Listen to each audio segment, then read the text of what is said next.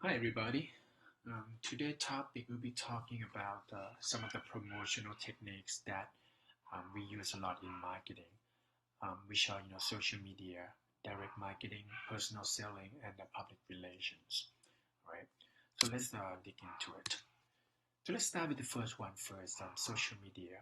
Of course, you all know social media quite well because we are using that everyday basis, right? Nowadays, companies use social media to promote their business a lot, and it could be good and bad at the same time. As we all know, you can spread the words to so many people at the same time very very quickly. And it's not just only positive information, but also negative as well. So let's start. Let's talk about what other things that social media could also create for marketing. One we call the buzz marketing.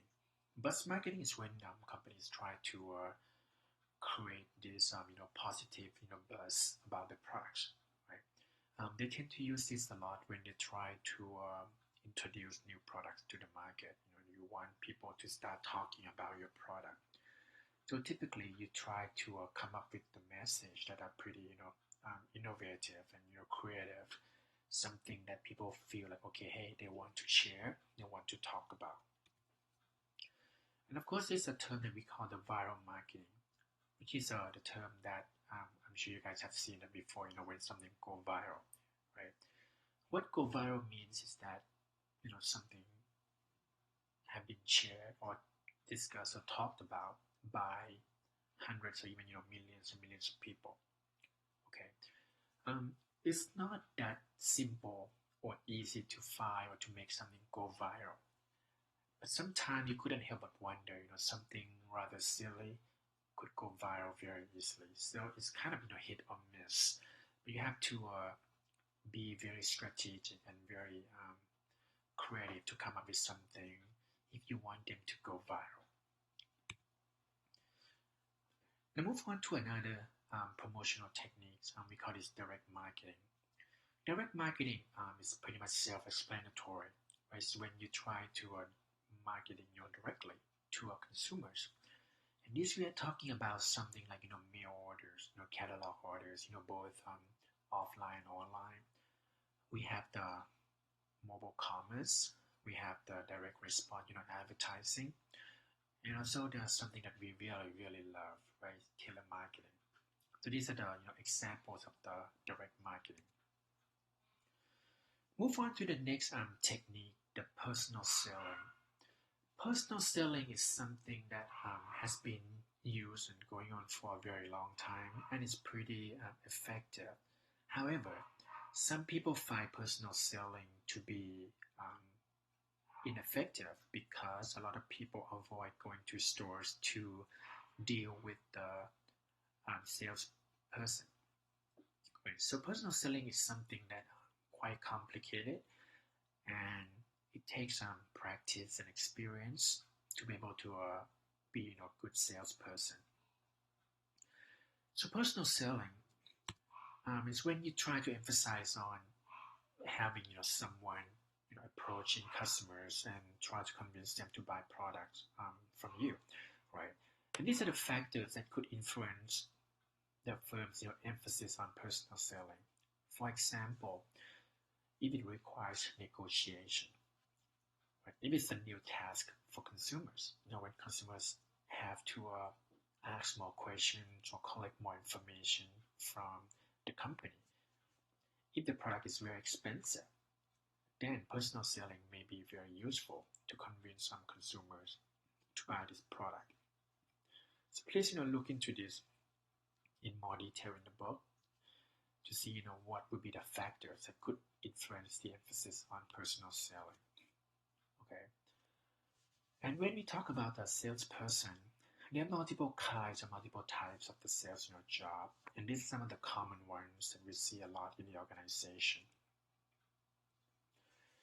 You can break personal selling into two major ways.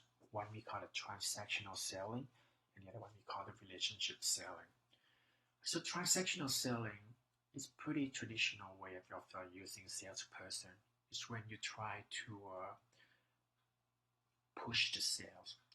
You do whatever it takes to get consumers to buy products from you without worrying much about whether you are going to have a good relationship with the customers or not.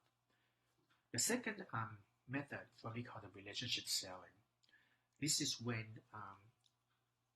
the initial sale is not the most important, but the salespersons want to create good relationship with customers first because they believe that when consumers trust them and have a good relationship with them, they will come in the future and then they will buy more products and they will even bring more customers to buy products from them. So please read more information in the book on personal sellings. We are not going to talk a whole lot about that, but the book has a pretty useful information when it comes to personal selling and what you need to think about if you would need to use some personal selling.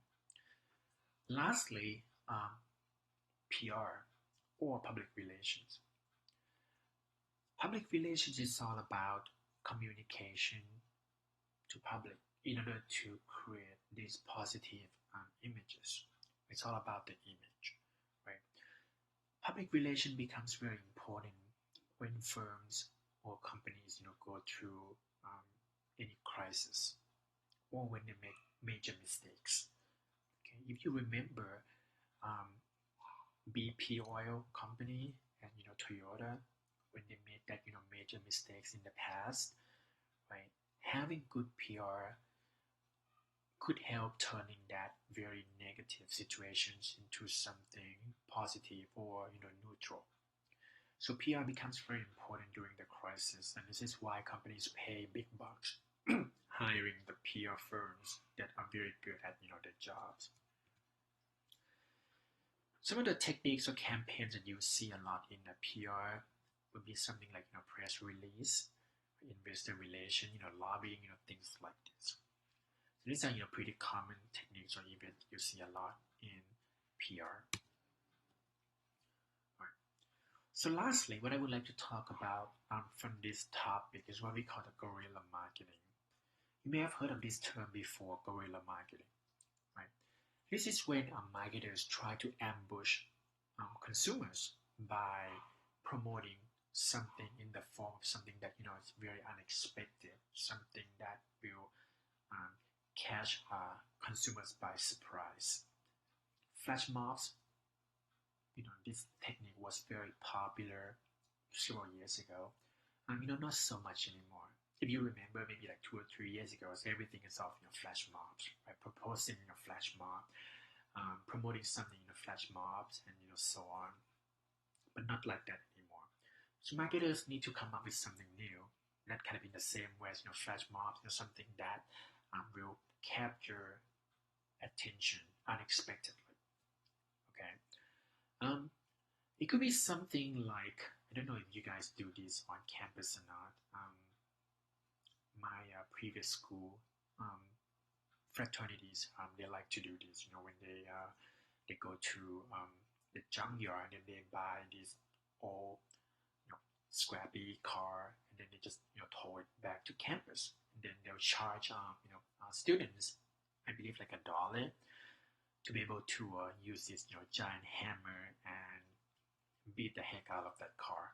Right? They tend to use that right before the final exam. I guess when students have a lot of stress and want to be able to release that by just hammering something very hard like that, and that's for the fundraising purpose. Which is pretty creative and something that you don't see all the time. You don't expect to see or to do in a normal situation. That's why it becomes very, very popular, and I'm sure that other campuses or other universities have done something like that too. Right. So these are a few things I would like to focus from this topic. So again, please go back and read the rest of the chapter. And if you have questions or concerns, please don't hesitate to contact me. All right. See you next time.